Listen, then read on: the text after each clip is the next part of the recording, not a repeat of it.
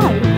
Person A. Person B. If A's position from B is 7 miles and A is walking at a rate of 4 miles per hour, And person B is walking at a rate of 5 miles an hour at a 45-degree angle to the right of person A, how soon will they meet? And how will the path of each person be altered by that contact? If a tree falls in the forest, Reaction, there's an equal and opposite reaction. no one's there to hear it. Only a life lived for others is a life worthwhile. Albert Einstein, does it?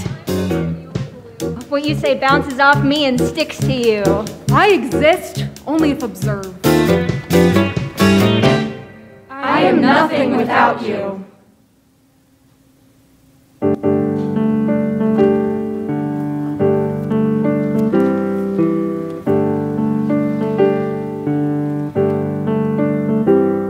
I stand on a marble that hurtles through space. My orbit and path are unique. Around me the planets, they swirl and they race, while I watch here humble and meek. I'm held to the earth by a force I can't see, but I strive every day to take flight. I am energy, I am mass, I am light. So this is my journey, my time on this rock. I'll chart out a course while I'm here, with my modest resources and my eye on the clock, my perspective unjaded and clear. I study the vectors with quantum techniques, and I pray my equations are right. I am energy, I am mass, I am light, and it's bright as it's bright as it's bright as it's light as it pierces the sky. Something awaits, it trembles and simmers, a force that is yearning to fly. But the terrain is unpredictable, complex mysteries appear. There are paradoxes here to undo. And now, relatively speaking, something's relatively near, and I'm relatively certain it's a clue. And it's you on this marble, hurtling through space, a path just as thoughtful and wise. I stand here beside you, and I look in your face, and I see myself in your eyes. Now look all around us, for travelers, for eyes with passions they long to pursue. And there's you, And there's you, And there's you. and there's you, and there's you, and there's you, there's you, and we're all on this marble that hurtles through space. Our orbits and paths are unique, but with someone beside me to measure my pace, somehow I'm not quite so weak. So I learn what's important, I evolve as I grow, I reach for your hand and hold tight. We are mass, we are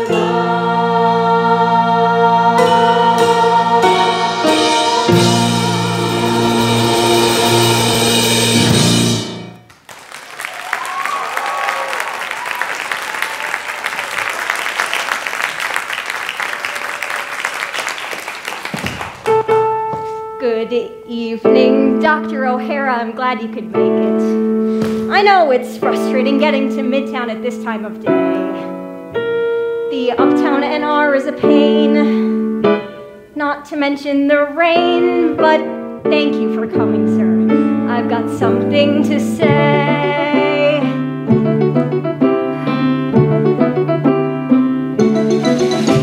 I'm allergic to cats. That's part of the reason I asked to have dinner with you. I'm allergic to cats. I know it's hardly a life-threatening medical hullabaloo. When I was born, they expected me later, so I spent 2 months in an incubator. Ever since that, I can't be near a cat.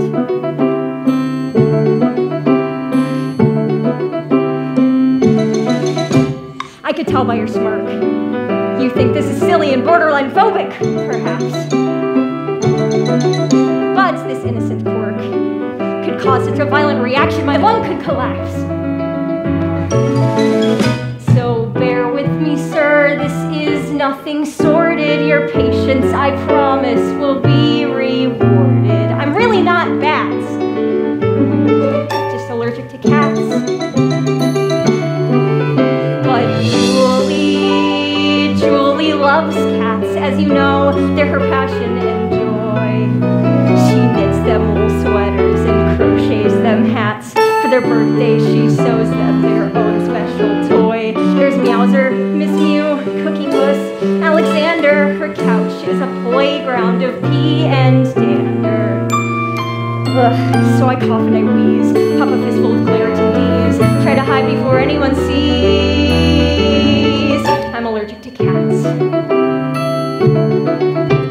For over a year, I've hidden from Julie each anaphylactic display. 'Cause she's such a dear. If she knew how cats make me suffer, she'd give them away. But she is my world, I live for her truly. Julie loves cats, and I love Julie. So she tickles their toes, and I smile as my throat starts to close. But I vow that she'll never suppose I'm allergic to cats. Well, Dr. O'Hara, I fear that I've buried the headline. The point of the story is murky, I have to concede. I hope that I've shown you tonight I love your daughter with all of my might. So humbly I stand, asking you for her marital hand. Wedded life will be blissful and grand, with Julie and Meowser, Miss Mew, Cookie Puss, Alexander, the dander, the pea, and me.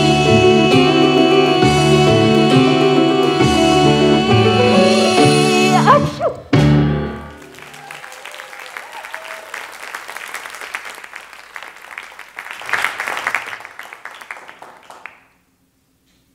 He made me a cake. The boy I love made me a cake with his own 2 hands. I don't have a technique for cake. I have a technique for a door. You can open a door with your elbows, the right fabric and a little pressure and you're good. Silk doesn't work, no friction. I created the technique in public bathrooms. I had no choice. I'd wash my hands, dry them, go to the door, grab the handle, and wash them again. Wash, dry, door, wash, dry, door, wash. You get it. It's called a handle because others have handled it with their hands. Hands that have been, I don't know where those hands have been. That's why I created the elbow technique. But the boy I love made me a cake with his own 2 hands. I don't have a technique for cake.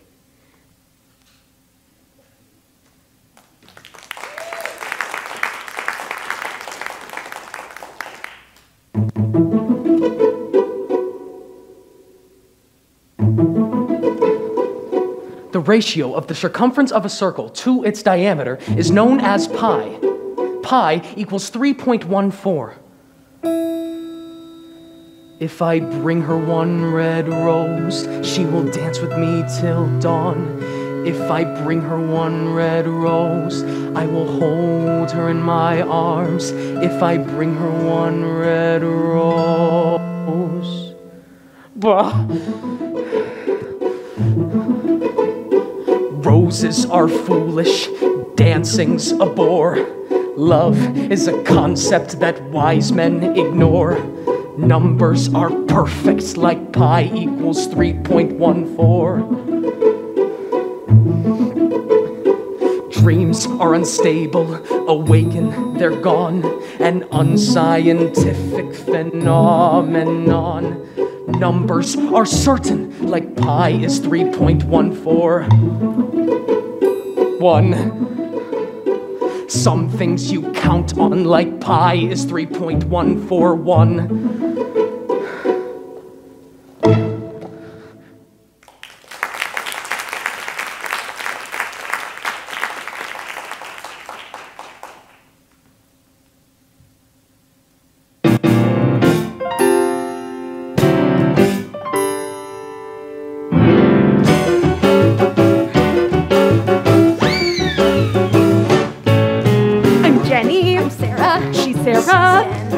Best friends forever, well since we were 10. Met at the late class and ever since then we became inseparable. The damage was irreparable. Jen's like my sister And Sarah's like mine.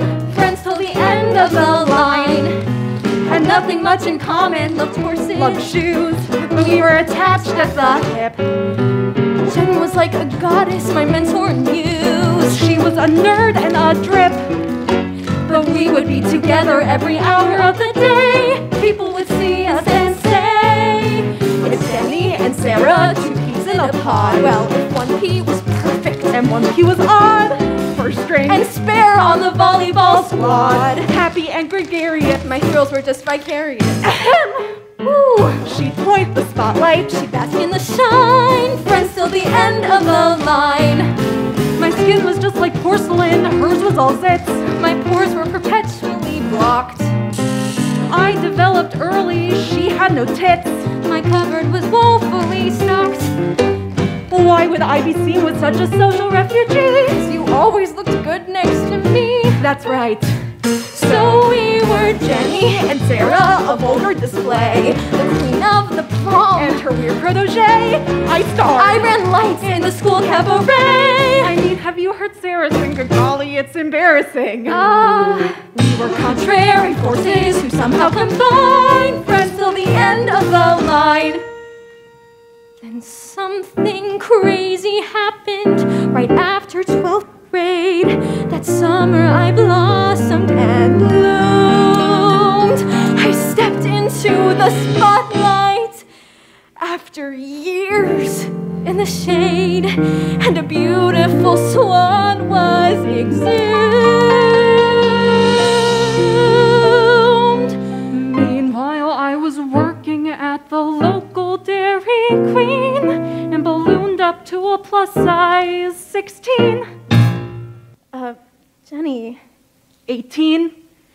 It was just so delicious. Both showed up at college, and no need to pretend I was popular right off the bat. And everyone was asking, Sarah, who is your friend? The one who's so Interesting? fat. All this malice aimed at Jenny was quite startling and new. So I did what all best friends would do. I said, Sarah, she's Jenny. We used to be close. Now she's desperate and clingy and sort of morose. I heard she gobbles peanut butter parfaits by the gross. And all the world is there, a sight more tragic than this parasite. So that is our story, and ain't it divine? Friends till the end of the cool bitter end. Yes, this is the end of the line.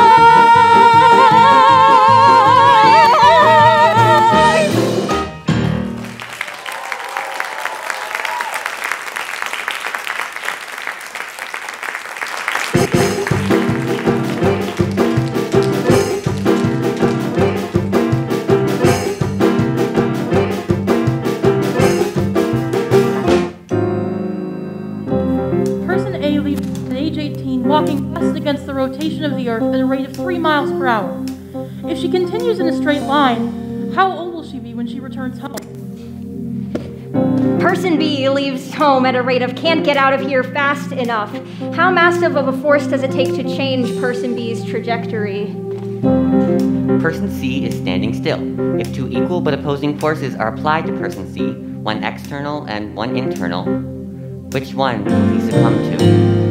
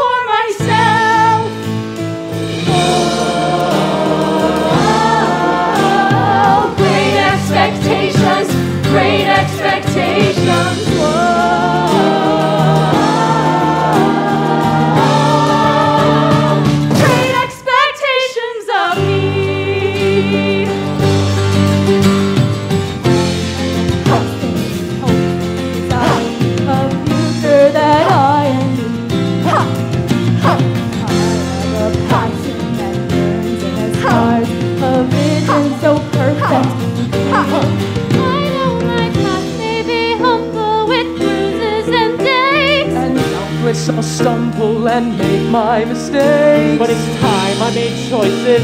It's time that I screamed. Don't want the dream I was given. I want the dream that I dreamed.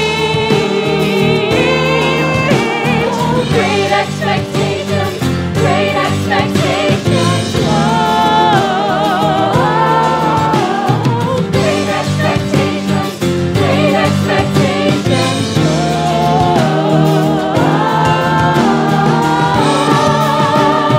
Great expectations of me.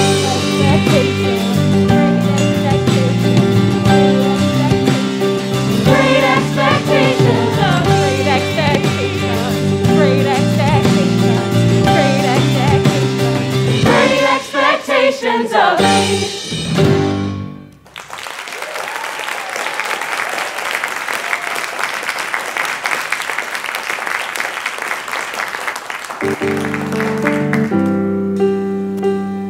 terrain is unpredictable. Complex mysteries appear. There are paradoxes here to undo. And now, relatively speaking, something's relatively near. And I'm relatively certain it's a clue.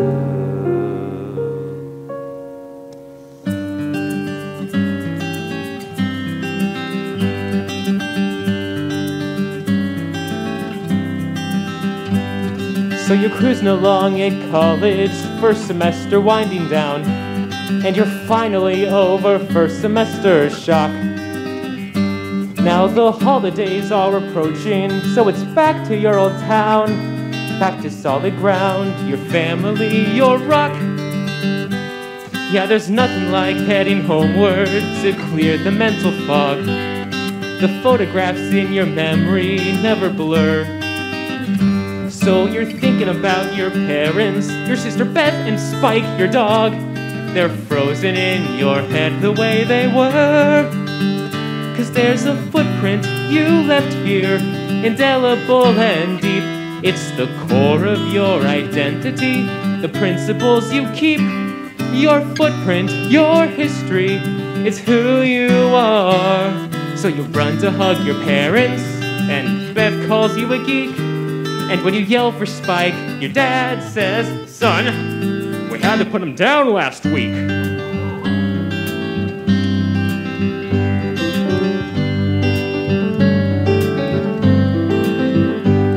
So you find yourself back at college, kinda shaken, but okay. And you're quickly swept up again by freshman year. There's your roommate who hogs the bathroom, a new paper due each day. And your part-time job is a campus store cashier. Then it's suddenly spring vacation, so it's home you go once more. And it's hard to believe that the months have come and gone. You see that familiar driveway, and you open that front door with that overwhelming feeling coming on. There's a footprint you left here, permanent and real. It's your constant, your anchor, unbendable like steel. Your footprint, your history, it's who you are. And the place looks so inviting, it's everything you'd hoped. You ask, "Where's my sister?" Your mom says, "Dear, Beth and her boyfriend eloped." You'd like to think you're enlightened. You'd like to believe that you're flexible and cool. Sure, things will change while you're away at school. Still you worry the foundation you've been rooted to so long is somehow less dependable, is suddenly less strong. At least you're not like a tadpole, one of 3,000 eggs his mom unloads, who never gets to know his parent toads. Yeah, at least you're not like that. No, you've still got your footprint on that threadbare welcome mat, and a place to hang your hat.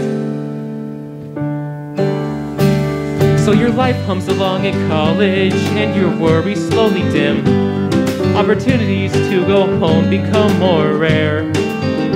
You hear your mom has a brand new hairdo, and your bedroom is now a gym. Your dad bought a vintage Chevrolet Bel Air. Then your sophomore and junior classes disappear before your eyes, and you're thinking about a life beyond these doors. Your old roommate is now your best friend. Your latest paper won a prize. You now manage all of the college campus stores. Still there's a footprint you left here. It's something you can't shake. It's a need that won't diminish, a bond that will not break. Your footprint, your history, it's who you are. And home is a place of comfort where nothing's ever forced.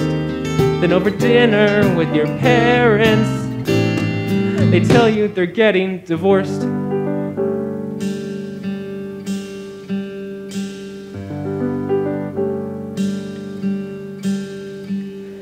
you have a calm revelation. There as your world seems to blow up in your face. You see that footprints don't belong in just one place. They're in the life you've led, but they're not firmly rooted. They will multiply and spread on the path that lies ahead. Yes, your footprint goes with you. It's something you don't lose. From the family you were born with to the family that you choose. Your footprint, your history, it's who you are. And the universe gets larger, and the cosmos will expand. But one thing never changes. Your footprint is right where you stand.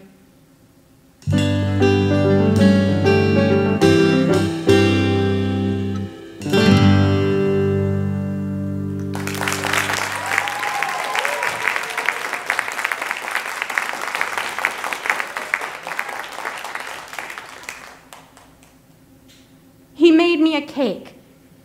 You have to understand, it's a natural progression from bathroom doors to all doors, and windows, and books, and telephones, and subway poles, and elevator buttons, and steering wheels, and chair arms, and pens, and pencils, and utensils, and glasses, and plates, and food.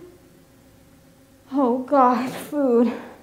Who's touched the food, handled the food? I can't eat anything unless I make it myself. He should know better. He's seen the elbow technique.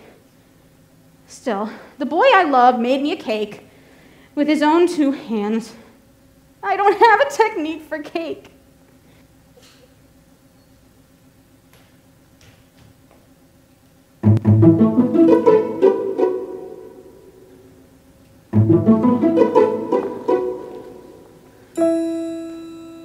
If I bring her one red rose, I can hold her in my arms.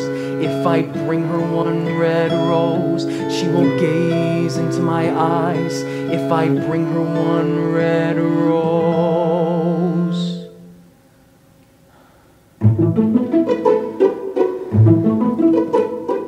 Dreams are unstable, awaken, they're gone.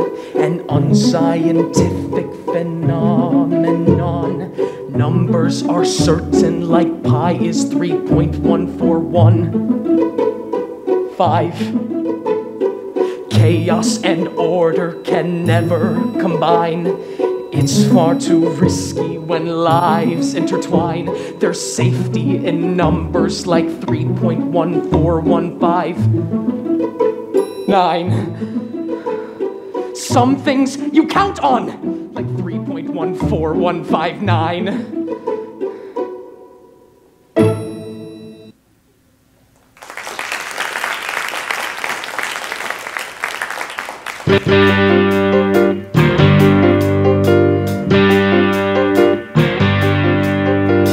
Person A is walking at a rate of 4.5 miles per hour. Person B is walking at 5 miles per hour. Person A is moving with the general flow of traffic. Person B is moving directly against traffic. Person B is in the direct path of Person A. Person A is in my way. Person B's pace increases to 5.5 miles per hour. Person A is going to have to move. Person A attempts eye contact with Person B. Eye contact indicates submission. Must be avoided at all costs. Person A must step aside. Person B's eyes are green. Eye contact avoided. Power status established. She looks so confident. Pushover. A thought hangs on her lips. I forgot to put on lipstick. She reaches in her pocket. I hate this color. She removes the top.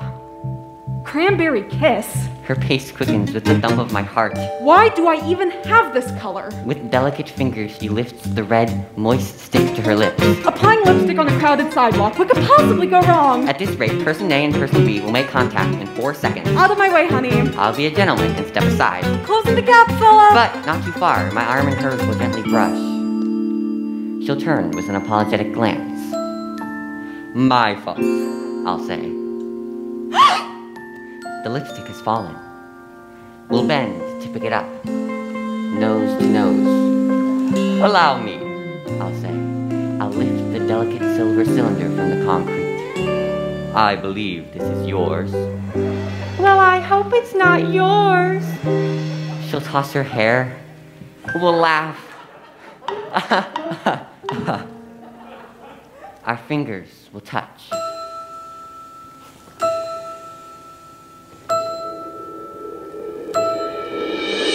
Coming through! One small step to the left and this moment is mine. That's right, you move. Just one small step.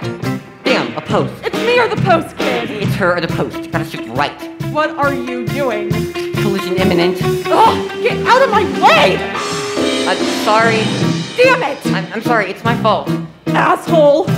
You dropped your lipstick? Keep it! Person B continues on her path. Pace increasing. Person A can't move. Is my world, I live for her truly. We were contrary forces who somehow combined. With his hands! You are born with the family that you choose.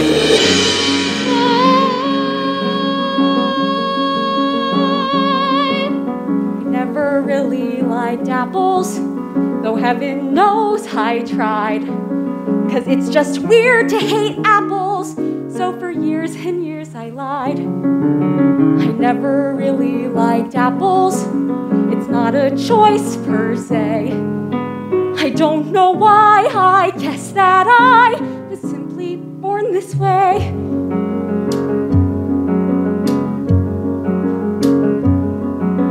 I never really liked apples, though I grew up in Spokane, where all they've done is grow apples since the day the world began. So I hid my feelings for apples, it's a skill I learned to hone. And as I grew, I guess I knew I'd always be alone. But I've always liked oranges from my earliest memories, even though there's no orange trees in Washington State. But still I liked oranges, it's an urge I was shy to admit. To me, apples were apples, but oranges were it.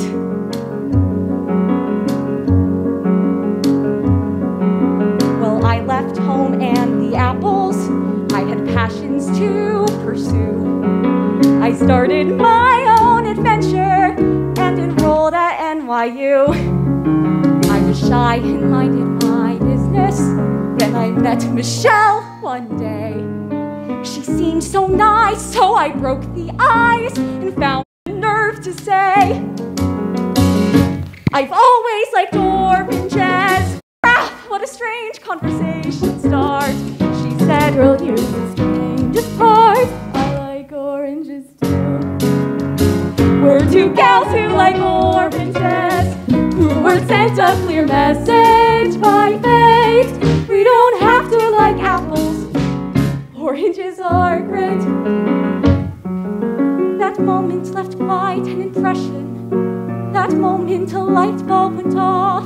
I remembered the years of repression and my worries that people would scoff. All those times that I tried liking apples seemed at once like a meaningless waste. And I learned there with Michelle that you'll like what you will, and there's just no accounting for taste. Now we're proud to like oranges, and it feels like a brand new world, because I found another girl who loves the things that I love. So did I. We both love oranges. She's so gorgeous, she's awfully cute. If you're looking for morals, we'll give it a shot. There are those who like apples and those who do not. So whatever your preference, embrace what you've got. It's a big world. Find your favorite fruit.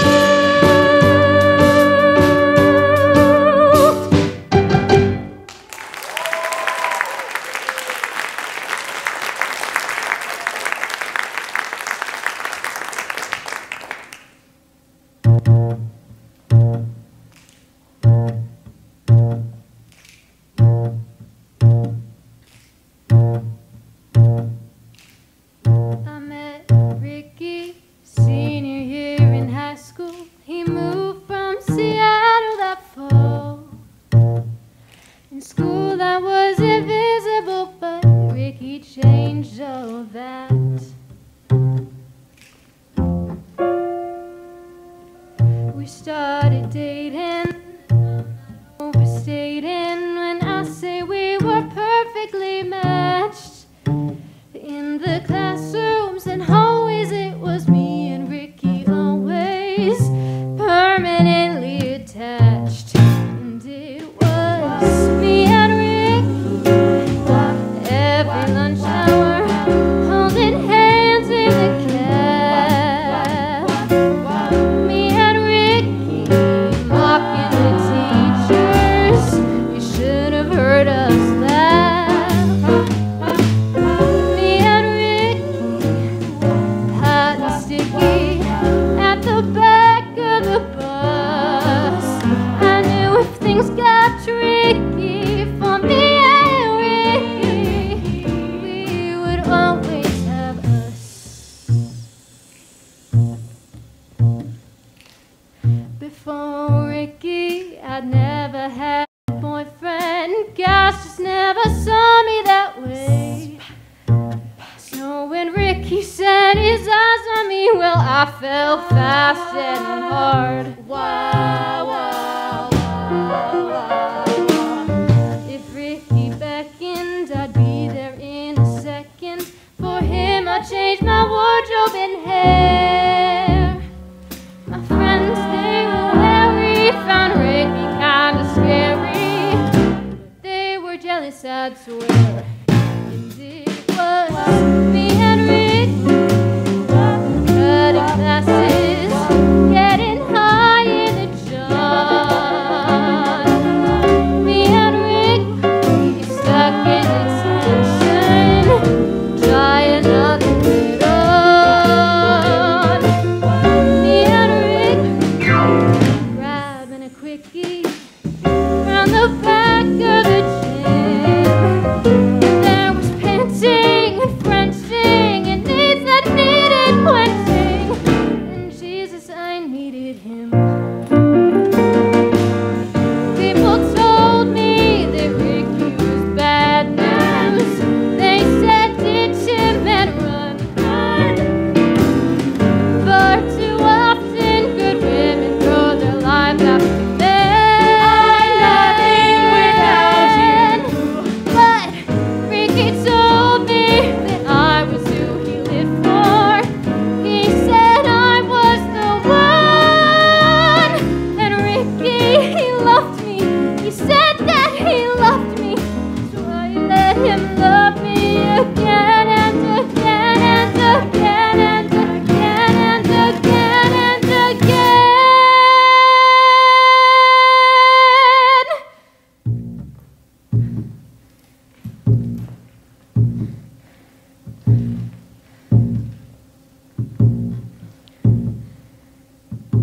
Ricky left me.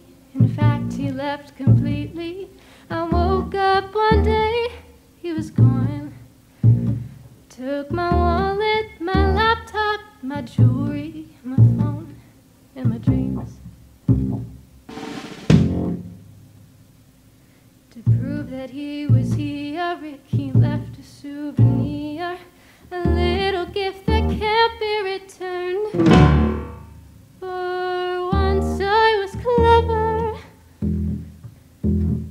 got rid of him forever. Lesson painfully learned, and now there's no more Rick, no more reminder, no more life laid to waste. No more Rick, one simple procedure, and now that memory's erased. Now I'm big with guys I meet like Ricky. Now I'll make a new star. They can hug me and squeeze me, do everything to please me, or cut me and use me, or mentally abuse me. They can think they're connected, but I'll always be protected.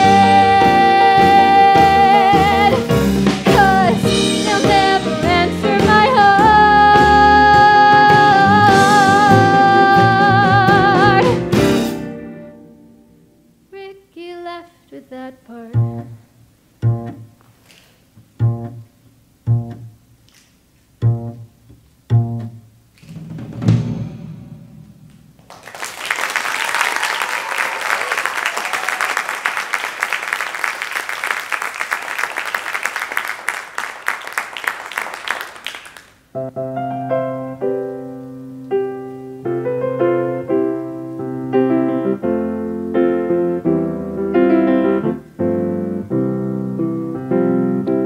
mom and I were always close. I was an only child. See, Mom had lost 3 others before it clicked with me. She called me her miracle, Mira for short, and the love in her was bigger than the sea. And she'd say, promise me this, Mira, enjoy your time on earth. Always appreciate the wonder of your birth. Promise me this, Mira, don't waste a single day. Before you know it, dear, it all can fade away.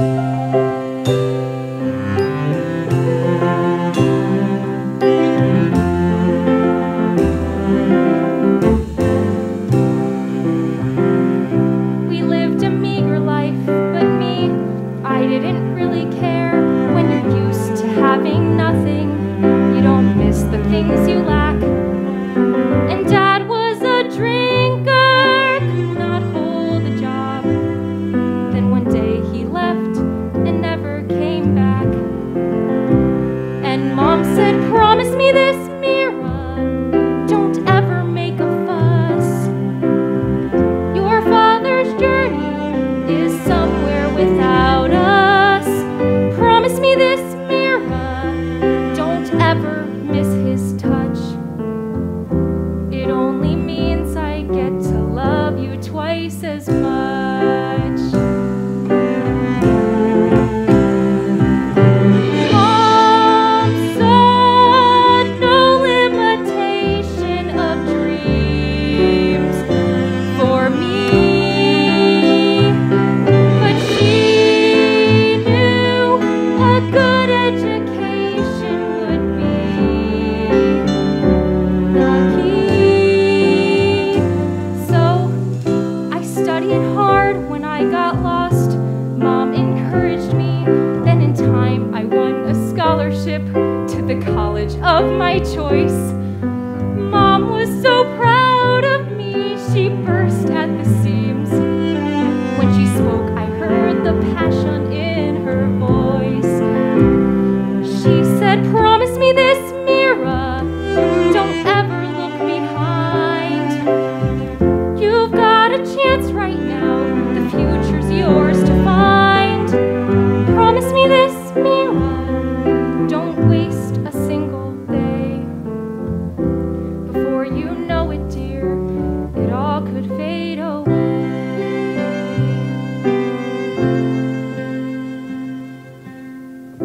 A few days later, Mama fell and dropped her groceries, but inside we both knew that something more was going on. I prayed for a miracle, I cried myself dry, but 6 weeks later, Mama was gone.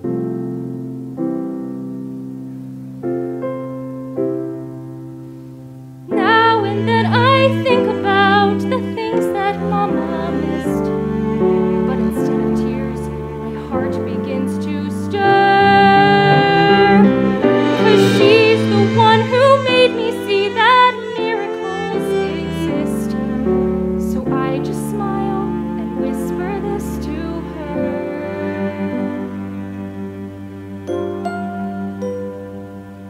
I promise you this, Mama, I will make it through. 'Cause now I understand the miracle was you. I promise you this, Mama, I won't waste a single day.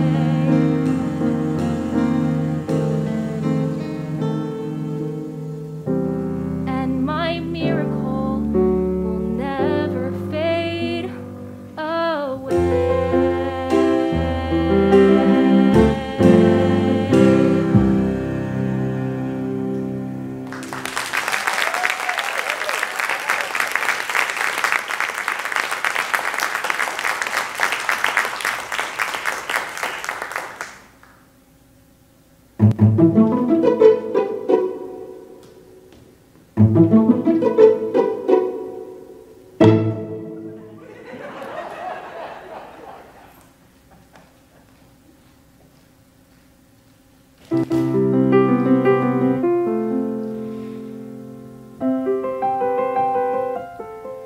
Okay, listen, my friends, I've got something to say. Now gather round, I promise later we'll play.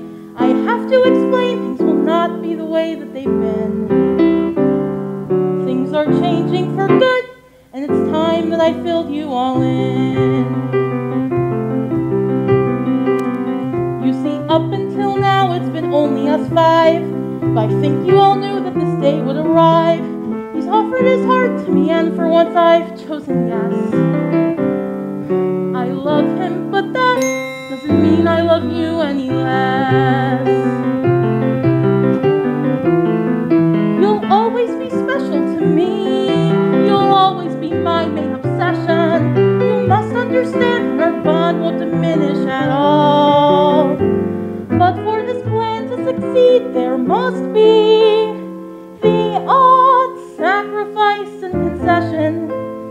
And I hope you can start to make room in your heart for your best girlfriend, Julie, plus Paul.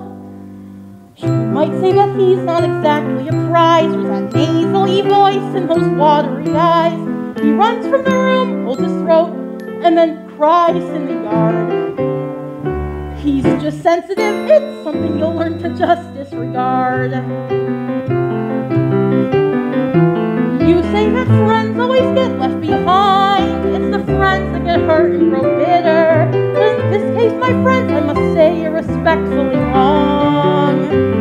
You say he's really not one of our kind, that he's hardly the pick of glitter.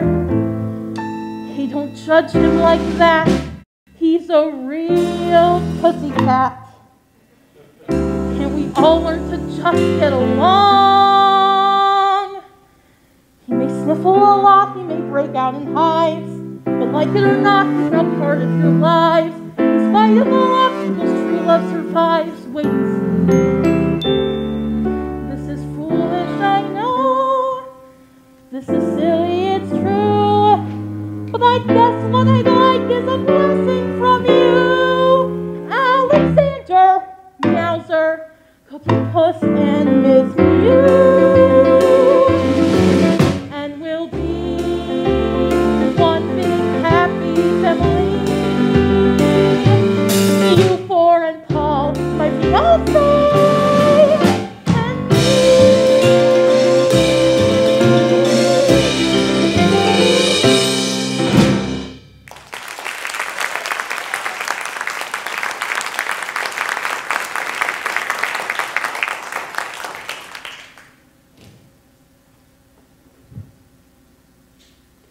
You can't make a cake without touching the eggs and the flour and the sugar and the cocoa and the baking soda and the salt and vanilla.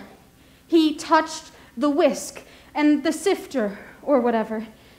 He touched the spoon to mix the wet into the dry and the scraper to scrape it into the pan.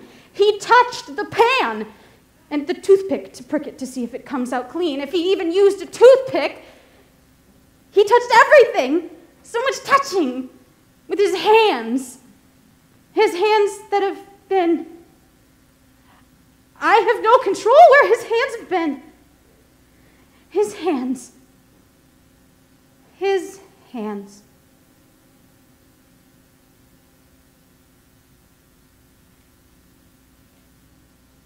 His hands that touch my hair. His hands that touch my face.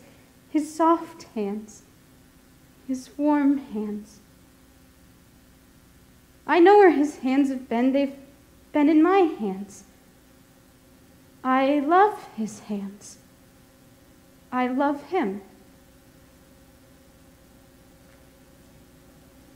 The boy I love made me a cake with eggs and flour and sugar and baking soda and cocoa and salt and vanilla. He whisked and sifted and spooned and scraped and pricked it with a toothpick. boy I love is in the next room. And he made me a cake with his own 2 hands. And I'm going to walk into that room and I'm going to have some cake.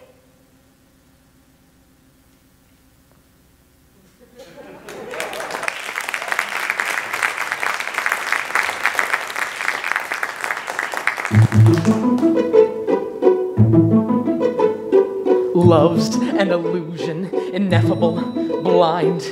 Numbers are structured, finite, confined. Equations like pi are always precisely defined. And not some frivolous, misguided notion like how my life could change for the sake of just one flower. A rose is a rose, is a rose, is a rose. It could be wonderful, wonderful and strange, dancing by the hour. A 1, 2, 3, 1, 2, 3, 1, 2, 3, 1, 2. And could it be relationships between 2 things are more than ratios? And so much more than one red rose. Who knows?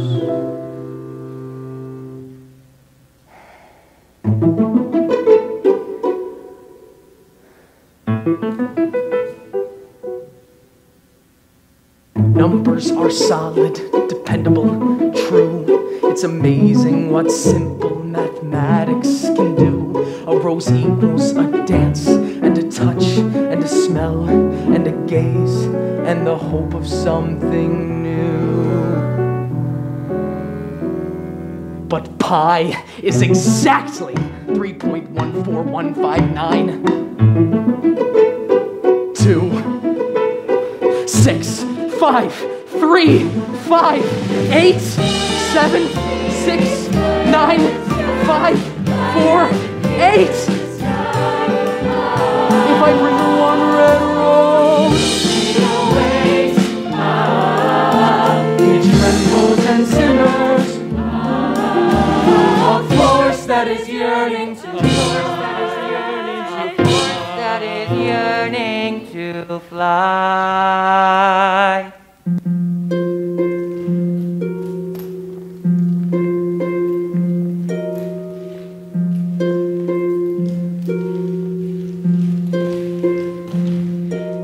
There you are, ordering your coffee. Here I am, 3 people behind. You, the subject, me, the observer, me enthralled, you blissfully blind. There you are, fumbling with your wallet. I'm a stranger standing in line. Then you smile and float toward the exit.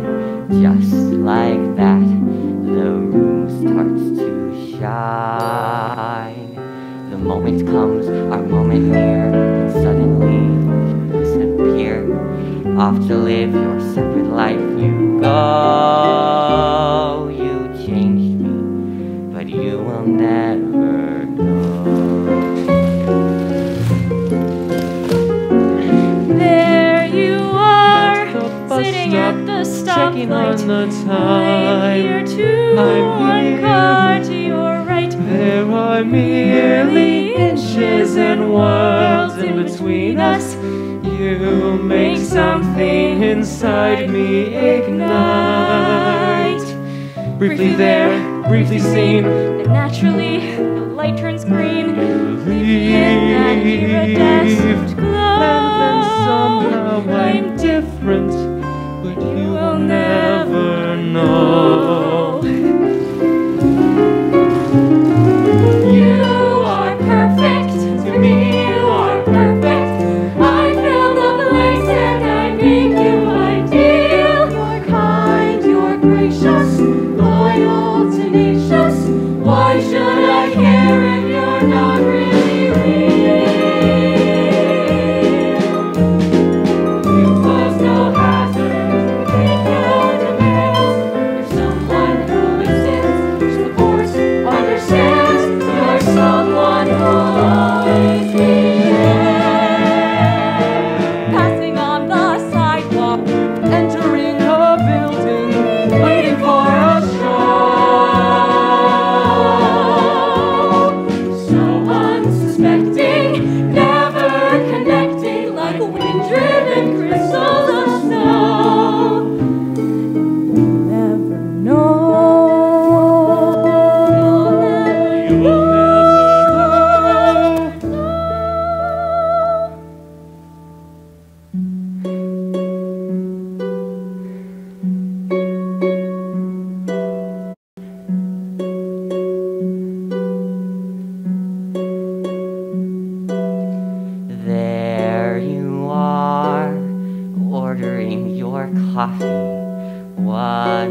again you puncture my heart.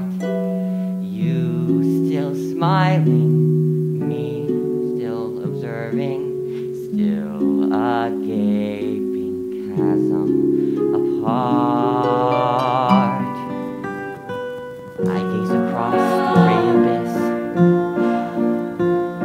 and teeter on a precipice.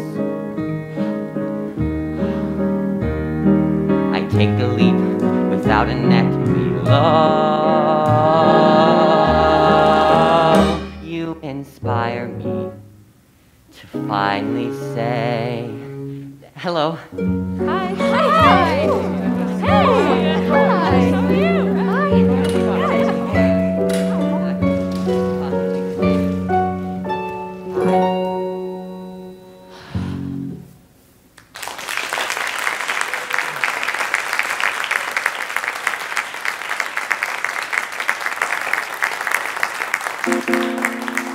Person A, person B. A is walking at a rate of 3 miles per hour and B is walking at a rate of 2 miles per hour. Their paths do not intersect. Nonetheless, does B change A's trajectory? Here beside you, and I look in your face, and I see myself in your eyes.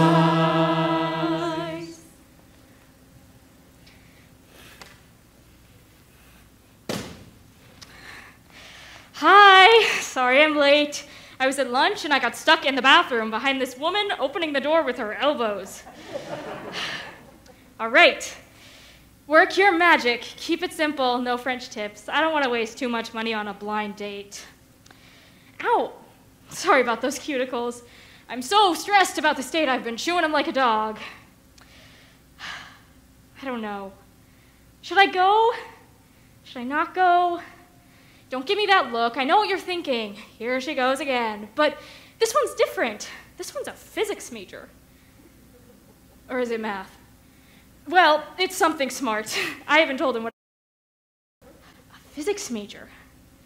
Wow. I've been doing some research, Einstein and stuff. I want to be able to talk about something tonight. Oh, let me practice on you. You be him, I'll be me. I think it's amazing that light travels at 186,000 miles per second. Don't you? Did I sound smart? Oh, yes, it's quite a paradox that the speed of light is constant despite the speed of the observer. I had to look that one up. Best I can figure it, let's say a truck is coming at us, and let's say I'm running away from the truck and you're running towards it. Not sure why you're running towards a speeding truck, but anyway, the truck will hit you before it hits me, right? Now, let's say it's not a truck, but it's light that's coming at us at 186,000 miles per second. It should still hit you first, right? Just like the truck? Wrong! It'll hit both of us at the same time. I know! So that's the kind of stuff I'm going to be talking about tonight. Me, an art history major, and him, a physics major. It's going to be a disaster. That's it. I'm not going. Oh, how do you stay so calm in the high-pressure world of nail aesthetics? How does anyone stay calm? There's this guy in my class. We call him Mr. Golden Boy. He has the most insane workload. He takes classes all day, and in his time off, he manages all the campus bookstores. All of them. But he's always completely zen about everything. And I had this friend when I was a kid, Mira. She had the worst life. Her dad was a drunk, deadbeat. He drunk all the time. He walked out when she was like 8. But she was always happy. How do they do it? Maybe I should try the Zen thing. You know, choose happy, create your own reality.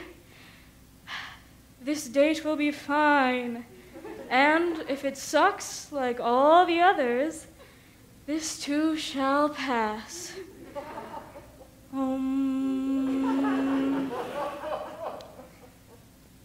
Hey, that felt good. You know what? I'm gonna go. Oh, honey, you got the best view. I could watch people from this window all day. Who are they? Where are they going? Where are they from? Scurry into your holes, lemmings. Oh, check out Miss Power Hair. I'm doing my lips on the street because I'm too busy. She's going to run straight into that guy. No, he moved. Wait. Oh my God, she just ran smack into him. She was not going to move. It was either her or the post. Good choice, buddy. Good choice. Choices. Oh, I don't know. Should I go or not? How do you know what you're going to end up with? The last date I went on showed all the signs of being something special. Great expectations, you know. But, you know where he took me on our first and only date? The Dairy Queen at the mall with that cranky girl behind the counter. You'd think working around sprinkles all day you'd be happy. I even set up my friend Michelle with this guy, and I thought everything was going to go great. I mean, they had champagne, oysters, candlelight, but she told me everything went wrong when they got to dessert. I mean, who doesn't like apple pie? And I guess I'm still getting over that a-hole Ricky from a few years back. How can a guy make you feel so good and so bad at the same time? But it's the luck of the draw, honey. You can't win if you don't buy a ticket. I would have sworn my friend Julie would end up old, alone, and knitting cat sweaters, but she just told me over lunch she's getting married. I guess if Julie can find one, so can I. And this physicist seems like a good guy. I mean, he's taking me out for dinner and dancing. I told him show up with a red rose so I know who you are, and he agreed. That's kind of old school romantic, don't you think? All right, you've convinced me. I'm gonna go. I'm gonna go on a date with a physicist, and we're gonna have dinner, and we're gonna go dancing, and we're gonna talk about the constant nature of the speed of life, and... Wait, did I say life? Oh, that's funny. The constant nature of the speed of life. Whether you're going towards it or away from it, it hits you at the same time. Well, in that case, honey, I might as well run straight at it. Oh, done already? Time flies when you're having a nice conversation. Oh, honey, thank you. They are gorgeous. All right, wish me luck. Hey, maybe I should have got the French tips after all.